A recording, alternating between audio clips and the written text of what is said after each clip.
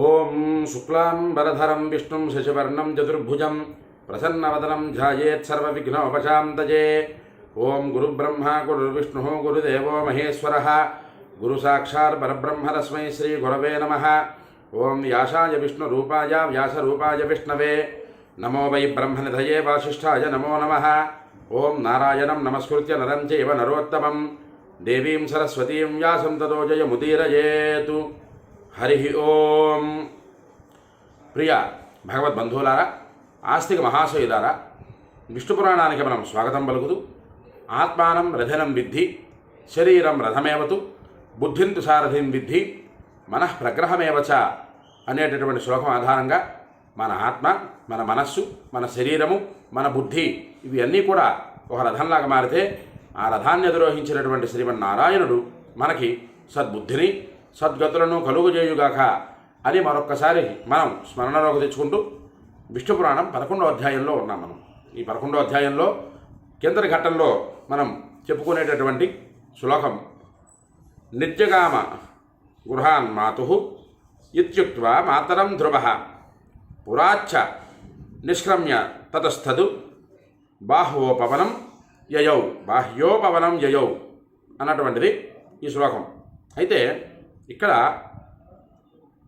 సురుచి ద్వారా ఇబ్బంది పడినటువంటి ధ్రువుడు, సురుచి అన్న మాటలకి చాలా మనస్సు విచలితమైపోయినటువంటి ధ్రువుడు తల్లి దగ్గరికి వెళ్ళి సునీతి అనేటటువంటి ఆమెతో చెప్పగా ఆమె కుమారుణ్ణి సముదాయించి సన్మార్గోపదేశాన్ని చేయగా ఆ మార్గాన్ని వెతుక్కుంటూ వెళ్ళేటటువంటి ధ్రువుడు ద్వారా దృఢ నిశ్చయం ఎలా ఉన్నది అన్నది ఈ శ్లోకంలో మనకి ఇంచుమించుగా తెలుస్తున్నది.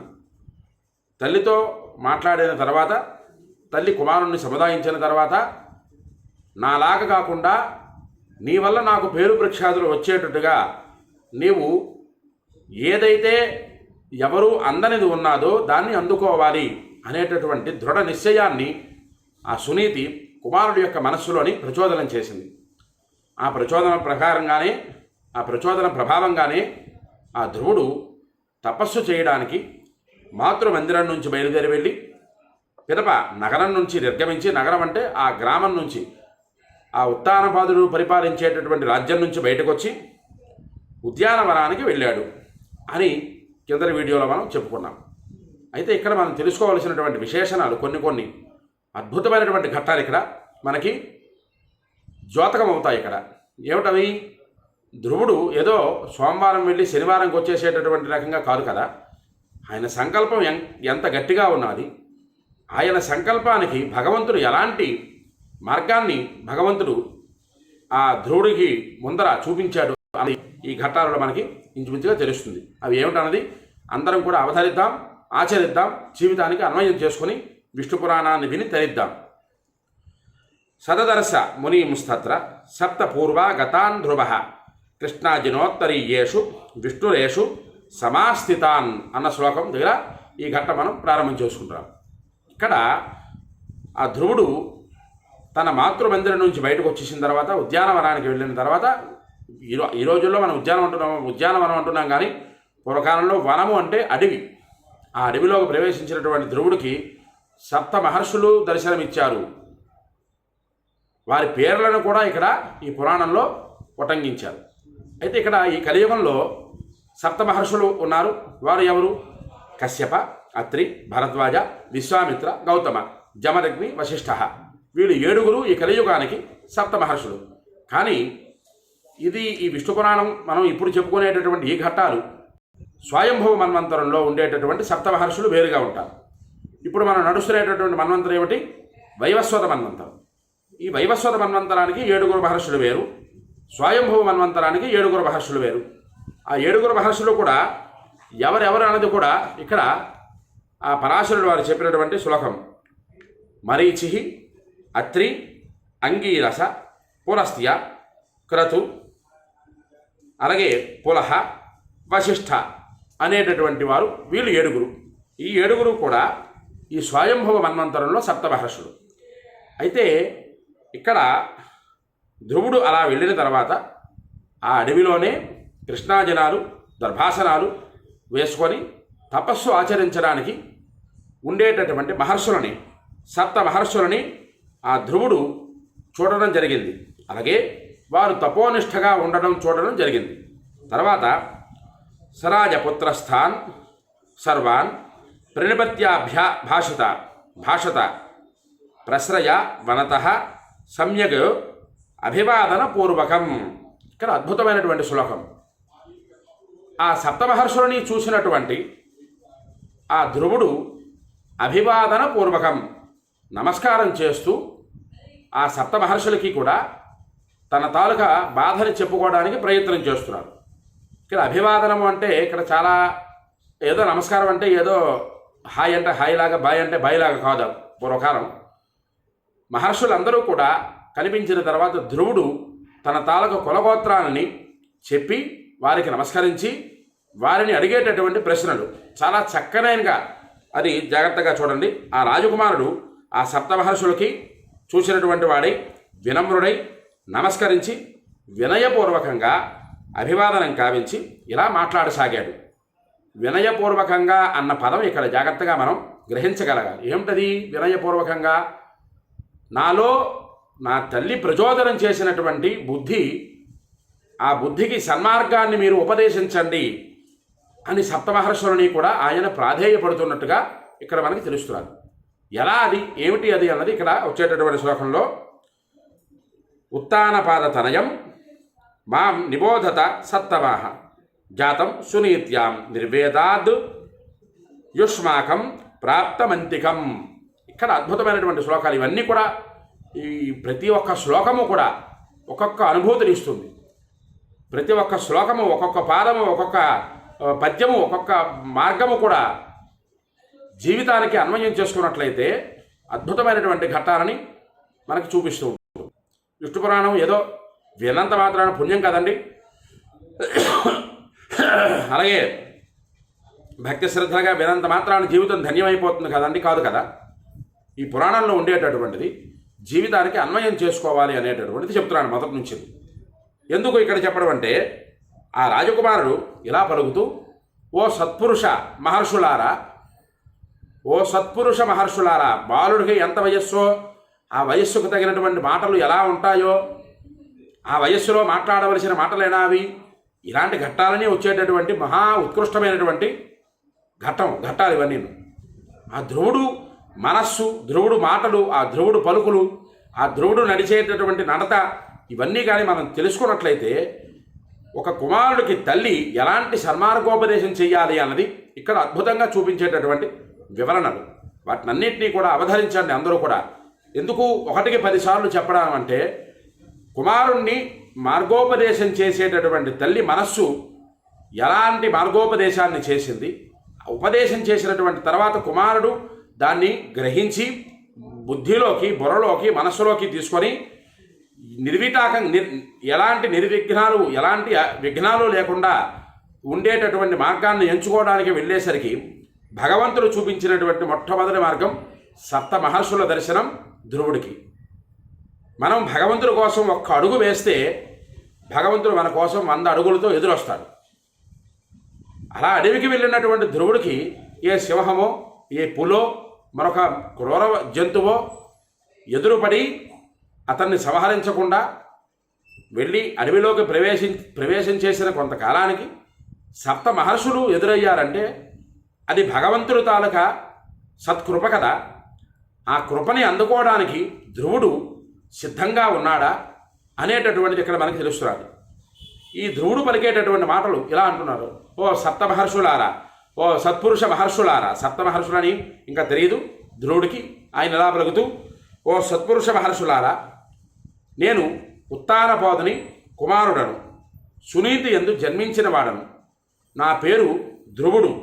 అలాగే నేను నిర్వేదంతో మీ సన్నిధికి వచ్చి ఉన్నవాడను అన్నాడు.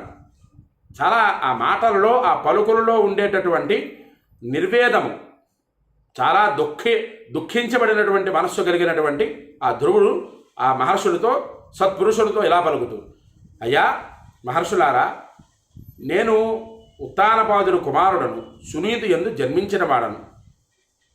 ఇంచుమించుగా అలాగ చెబితే ఆ మహర్షులందరికీ బోధపడుతుంది ధ్రువుడు అనేటటువంటిది.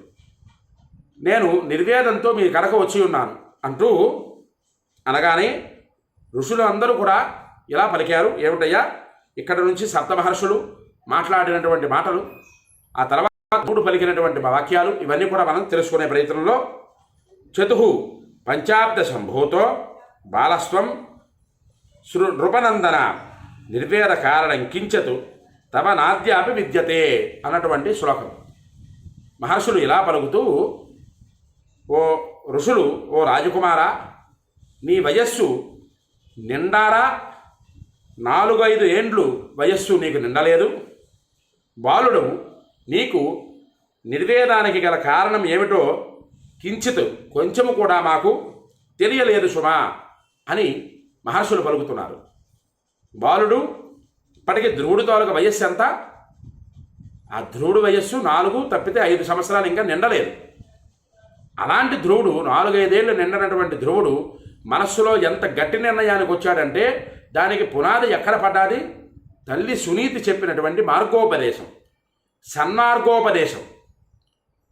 చక్కగా సునీతి పలికినటువంటి మార్గాలన్నింటినీ కూడా, ఆ మార్గోపదేశాన్ని గట్టిగా నమ్మినటువంటి ధ్రువుడు ఆ మహర్షులను చూడగానే, ఓ సత్పురుష మహర్షులారా, వారందరూ కూడా సత్పురుషులు అని ఆ 4-5 ఏళ్ల వయస్సు గల బాలుడికి ఏమిటి తెలుస్తుంది? కానీ భగవంతుడు తల్లితో మనస్సులో ధ్రువుడికి కలిగించినటువంటి మార్గానికి ఆ ధ్రువుడి చేత పలికించేటటువంటి మాటలు, భగవంతుడు అన్నటువంటి ఆయన శ్రీమన్నారాయణమూర్తి సర్వకాల సర్వావస్థలయందు భక్తుడికి ఎంత దగ్గరగా ఉంటాడో ఈ ధ్రువ చరిత్రలో, ధ్రువోపాఖ్యానంలో మనకు తెలుస్తుంది. అయితే ఇక్కడ ఆ ఋషులందరూ పలికినటువంటి వాక్యాలకి ఆ బాలుడికి 4-5 ఏళ్ళు పూర్తిగా నిండలేదు. ఆయనకి గల నిర్వేదం ఏమిటి అన్నది కూడా ఆ ఋషులకి ఇంకా తెలియలేదు. అంటూ నచింత్యం భవతః కించతు ధ్రియతే భూపతిః పిత నచైవేష్ట వియోగాది తవ పశ్యామ బాలక అన్నటువంటి ఈ శ్లోకం దగ్గర ఆ ఋషులు అంటూ, ఓ బాలక, నీవు విచారించవలసినటువంటి అవసరం ఏమున్నది కనుక నీ తండ్రి జీవించియే ఉన్నాడు. నీకు ఇష్టము వియోగము మొండగనవి కలుగునట్లు కనిపించేటటువంటి వయస్సు కాదు. ఓ ధ్రువ, నీ తండ్రి ఇంకా బతికే ఉన్నాడు ఉత్తానపాదుడు. నీకు ఇష్టము కానీ వియోగము కానీ కలిగించేటటువంటి ఆ ఆలోచన తట్టేటటువంటి వయస్సు నీది కాదు కదా అంటూ, శరీరే నచతే వ్యాధి అస్మాభిరుపలక్ష్యతే నిర్వేద కిం నిమిత్తం తే కథ్యతాం యది విద్యతే అని ఋషులు పలుకుతున్నారు. ఓ ధ్రువ, నీ శరీరంలో ఎలాంటి అనారోగ్య లక్షణాలు కనిపించటం లేదు. అలాగే నీ నిర్వేదానికి కారణం ఏమిటి కలిగిందో అది ఏమిటో ఉన్నది ఉన్నట్లుగా మాకు చెప్పు అంటూ ఆ సప్త ఋషులు కూడా ఇలా పలుకుతున్నారు. అప్పుడు ధ్రువుడు ఇలా పలుకుతూ, తతః సకథయామాస సురుచ్యాం యదుపాహృతం తన్నిశమ్య తతః ప్రోచ మనయస్థే ఫలం అని ఇలా పలుకుతూ ధ్రువుడు ఇలా అన్నాడు. సురుచి ద్వారా కలిగినటువంటి బాధలని, ఆ తండ్రి తాలూకా వాత్సల్యాన్ని పొందకుండా చేసేటటువంటి పినతల్లి తాలూకా భావనని, ఆవిడ తాలూకా మాటలలో ఉండేటటువంటి ఆ దోషణని భరించలేక ధ్రువుడు ఉన్నాడని, అలాగే తల్లి చేసినటువంటి సన్మార్గోపదేశం గురించి ధ్రువుడు సప్తమహర్షులతో చెప్పాడు. చెప్పగానే ఆ ఋషులందరూ కూడా ఆశ్చర్యపోయారు. అహో క్షాత్రం పరం తేజో బాలస్యాపి యదక్షమ సపత్రయా మాతురుక్తస్య హృదయాన్న పరస్పతి అన్నటువంటిది ఇక్కడ శ్లోకం. ఇక్కడ ఈ శ్లోకం దగ్గర మనం ఆపుకునే ప్రయత్నం చేద్దాం. ఎందుకంటే ఇంకా మనం ముందుకు వెళ్ళామంటే మహా అద్భుతమైనటువంటి ఘట్టాలు, ఆ ఘట్టాలు మొదలుపెట్టామనుకుంటే ఈ వీడియో ఇంతవేళ పూర్తి అవ్వదు. అంచేత ఇక్కడ ఆ ఋషులందరూ కూడా ఆశ్చర్యపోతూ, అహో క్షాత్రం, క్షాత్రము అంటే రాజసం, రాజసము అంటే పట్టుదల, పట్టుదల అంటే పనికిమాలింది కాదు. తల్లి సురుచి ద్వారా వచ్చినటువంటి సన్మార్గోపదేశాన్ని విన్నటువంటి బాలుడు అంత గట్టి పట్టుదల మీద ఉన్నాడు అనేటటువంటిది ఇక్కడ ఆ ఋషులందరూ తెలుసుకుంటూ, క్షత్రియ జన్మ, ఉత్తమ తేజస్సు, బాలుడు కాబట్టి అవమానం సహించలేకపోతున్నాడు. సవతి తల్లి పలికిన ములుకుల్లాంటి మాటలు విని ఇతని హృదయం నుంచి బయటకు తొలగిపోవటం లేదు అంటూ ఆ ఋషులందరూ కూడా అనుకుంటున్నారు. అనుకుంటూ ఇక్కడ 2 శ్లోకాలు ఆ ఋషులు పలికినటువంటి శ్లోకాలు అద్భుతంగా భో భో క్షత్రియ దయాద నిర్వేదాత్ యతు త్వయాధన కర్తుం వ్యవసితం తన్నః కథ్యతాం ఎదురోచ్యత యచ్చకార్యం తవాస్మాభిః సహాయ్య మమితద్యుతే తదుచ్యతాం వివక్షుస్వ మస్మాభిః ఉపలక్ష్యసే అన్నటువంటి ఈ 2 శ్లోకాలు కూడా ఆ ఋషులు పలికారు. పలుకుతూ, ఓ క్షత్రియ కుమార, నీ నిర్వేద గ్లానితో నీవు ఇప్పుడు ఏమి చేయదలుచుకున్నావో నీకు ఇష్టమైతే అది మాకు చెప్పు. ఓ అమిత తేజస్వి, మాచే చేయబడవలసి ఉన్న సహాయం ఏదైతే ఉన్నదా నిన్ను చూస్తే మాకు ఏదో నివేదించాలనుకుంటున్నట్లు కనిపిస్తున్నావు అని అన్నారు. సప్తమహర్షులు పలికినటువంటి ఆ శ్లోకాలు, ఆ కుమారుని అడిగినటువంటి మాటలు ఏమిటవి? నీకు ఉండేటటువంటి బాధ ఏమిటో మాకు చెప్పు. నీవు ఏమిటి చేయదలుచుకున్నావో అది కూడా మాకు వివరించు.